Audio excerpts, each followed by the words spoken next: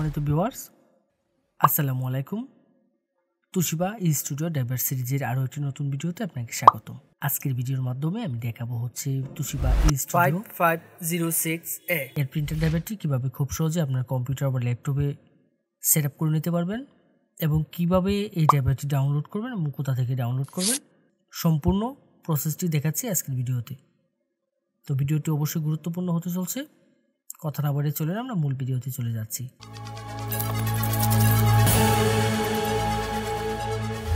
প্রথমে আমরা যে কাজটি করব, আমরা এই ড্রাইভারটি ডাউনলোড করে নেব। ডাউনলোড করার জন্য আমি চলে যাব যে কোনো একটি ব্রাউজারের সার্চ বারে গিয়ে সার্চ করব হচ্ছে softwareshopbd.com। অবশ্য আমি ভিডিও ডেসক্রিপশনে ওয়েবসাইটের লিঙ্কটি দিয়ে দেব। softwareshopbd.com লিখে সার্চ করলে ঠিক এরকম একটা ইন্টারফেস আসবে এবং এখান থেকে আমি যে কাজটি করব, আমার কাঙ্ক্ষিত মডেলের যে ড্রাইভারটি রয়েছে সেটি আমি এখান থেকে ডাউনলোড করব। দেন এই সার্চ বারে চলে যাব, এখানে গিয়ে জাস্ট আমাদের যে কাঙ্ক্ষিত মডেলটি সেই মডেলটি এখানে সার্চ করব।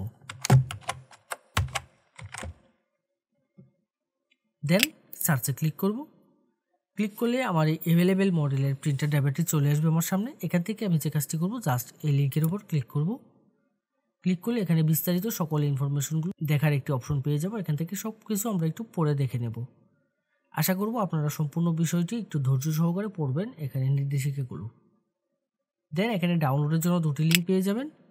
যে কোনো একটি লিঙ্কের উপর ক্লিক করব। ক্লিক করলে ঠিক এরকম ইন্টারফেস আসবে আপনার সামনে। এখানে গুগল ড্রাইভে নিয়ে যাবে এবং দেন দুটি ফাইল একসাথে মাউস ড্র্যাগ করে সিলেক্ট করে ডাউনলোড করে নেব। এখানে একটি ফাইল পেয়ে যাবো হচ্ছে পাসওয়ার্ড আর একটি হচ্ছে ড্রাইভার। তো এখান থেকে ফাইলটা জাস্ট মাউসের রাইট বাটন ক্লিক করে ডাউনলোড করে নেব। দেন ডাউনলোড এনিওয়েতে ক্লিক করব। ক্লিক করে কিছুক্ষণ অপেক্ষা করতে হবে। কিছুক্ষণের মধ্যে ডাউনলোডটি শুরু হয়ে যাবে। ডাউনলোড করার পরে আমরা যে কাজটি করব, ফাইলটিকে ওপেন করে নেব। দেন এখান থেকে ওপেনে ক্লিক করব। ক্লিক করলে ঠিক এরকম একটা ইন্টারফেস আসবে আমার সামনে।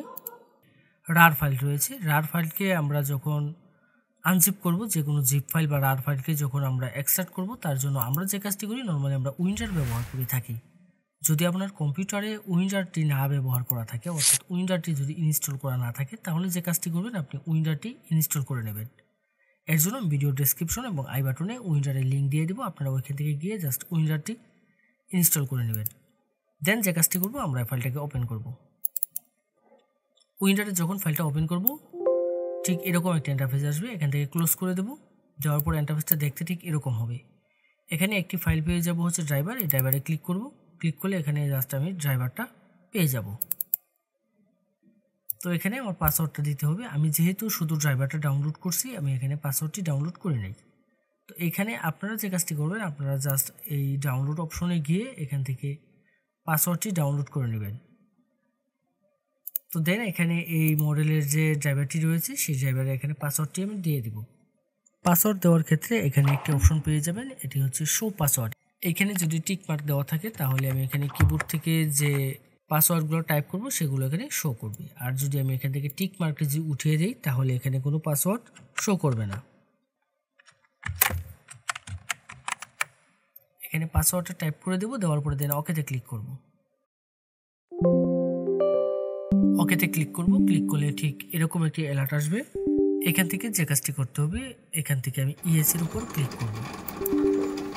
দেন সফটওয়্যারটা এক্সট্রাক্ট হওয়া শুরু করবে এবং এক্সট্রাক্ট হওয়ার জন্য কিছুক্ষণ সময় নেবে। কিছুক্ষণ আমি অপেক্ষা করব। কিছুক্ষণ পরে ঠিক এরকম একটা ইন্টারফেস আসবে। এখান থেকে আমি যে কাজটি করব, I agree to the terms of the licence agreement, এখানে ক্লিক করব। নেক্সটে ক্লিক করব। নেক্সটে ক্লিক করার পরে ঠিক এরকম একটা ইন্টারফেস আসবে। এখানে অনেকগুলো অপশন পেয়ে যাব। চলে আসবে হচ্ছে recommended, printer driver, scanner utility, fax driver, custom install. তো এখানে আসার পরে আমি যে কাজটি করব, রিকমেন্ডেডে ক্লিক করব। ক্লিক করলে ঠিক এরকম একটা ইন্টারফেস আসবে আপনাদের সামনে। এখান থেকে নেটওয়ার্ক লোকাল পোর্ট এবং আরেকটি অপশন পেয়ে যাব হচ্ছে ইউএসবি পোর্ট। তো এখান থেকে যদি কেউ নেটওয়ার্কে কানেকশন করতে চান, তাহলে নেটওয়ার্ক লোকাল পোর্ট সিলেক্ট করে দেবেন। আর যদি ইউএসবি কানেক্ট করতে চান, অর্থাৎ ড্রাইভারটি যদি ইউএসবি কানেকশনের মাধ্যমে কম্পিউটারে বা ল্যাপটপে সেট আপ করতে চান, তাহলে এখান থেকে ইউএসবি পোর্টটা সিলেক্ট করে দেব। তো আমি এখান থেকে ইউএসবি পোর্ট সিলেক্ট করব। সিলেক্ট করে দেন ইনস্টলে ক্লিক করব। ইনস্টলে ক্লিক করার পরে ঠিক এরকম একটি অপশন আসবে। এখান থেকে সিলেক্ট প্রিন্টার পোর্ট চলে আসবে। দেন এরকম একটা ইন্টারফেস আসবে। এখানে আমি যে কাজটি করব, আমি আমার প্রিন্টারটি সরাসরি কম্পিউটারের সাথে কানেকশন করে নেব। অবশ্যই ইউএসবিতে প্রিন্টারটি কানেকশন করে নেব এবং ইউএসবি কানেকশন করার ক্ষেত্রে আমি যে বিষয়টি লক্ষ্য রাখবো সেটি হচ্ছে আমার পিসি বা ল্যাপটপের যে ইউএসবি পোর্টগুলো বেশি শক্তিশালী সেই পোর্টগুলোর সাথে কানেক্ট করব। দেন ওকেতে ক্লিক করব। এখানে আসার পরে আমার আর কোনো কাজ করতে হবে না, আমার কিছুক্ষণ অপেক্ষা করতে হবে। ক্লিক করে এখান থেকে বেরিয়ে আসব। এখন আমি যে কাজটি করব, আমি এখান থেকে বেরিয়ে এসে আমি জাস্ট চেক করে দেখব আমার প্রিন্টার ড্রাইভারটি সেট আপ হয়েছে কিনা।